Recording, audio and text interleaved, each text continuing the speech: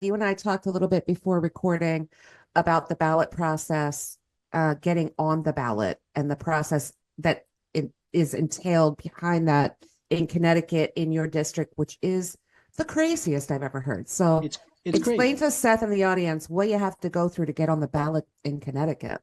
Okay, so I'm going to make it as simple as I can. It's taken me about a year and a half of due diligence, plus conferring with other candidates, plus talking to the Secretary of State for any of us to even have a clear view. It's very challenging.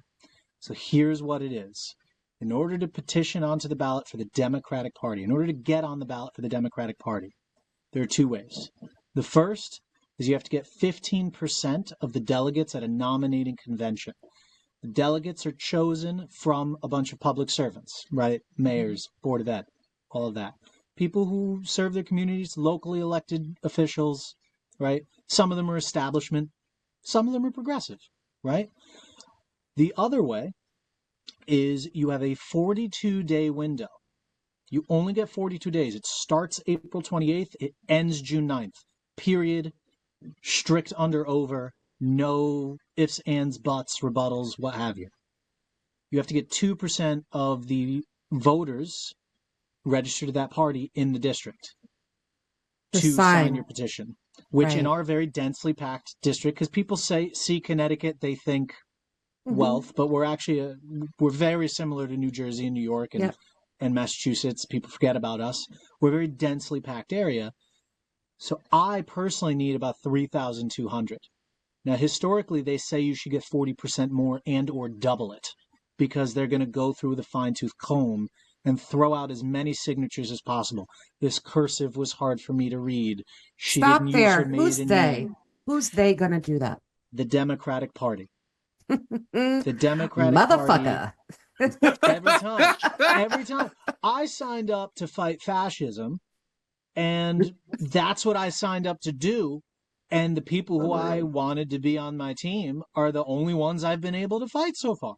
I've had an easier time. Actually, this is probably belongs in another area of the discussion, but I've had incredible discussions with constituents, some of them who are Republicans, who've been like, dude, if you make it on the general, I'm voting for you.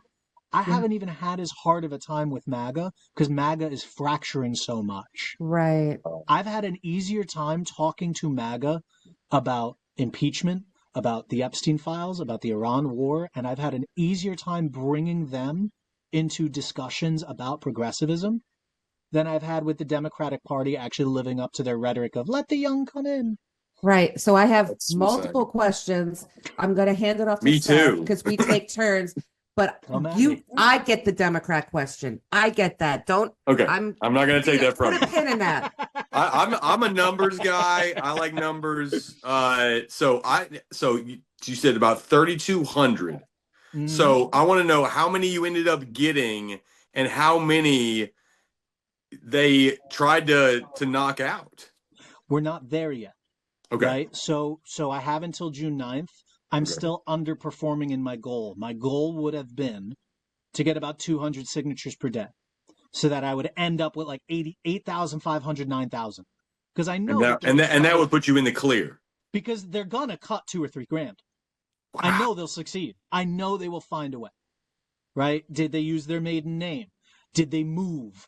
Did they only register to vote like less than 90 days ago? How active are they? They will find, and they will go in with lawyers and they will do like a background check and they will find a way to cut as many as possible because frankly, they're scared of how healthy a primary would be for the party. And I think it protects donors. I don't think it strengthens the incumbent. I don't think it strengthens the party, and I don't think it strengthens the voter option. And it certainly doesn't strengthen democracy, but it does strengthen the investment on the part of the donor. So when these bigger Mhm. companies can give 4, 5, 6 grand thanks to They Citizens get a United, nice return on that. they can be assured that they're not giving that money to someone who's going to get unseated. And Yep. I think that's the reason Connecticut has its strict ballot access laws.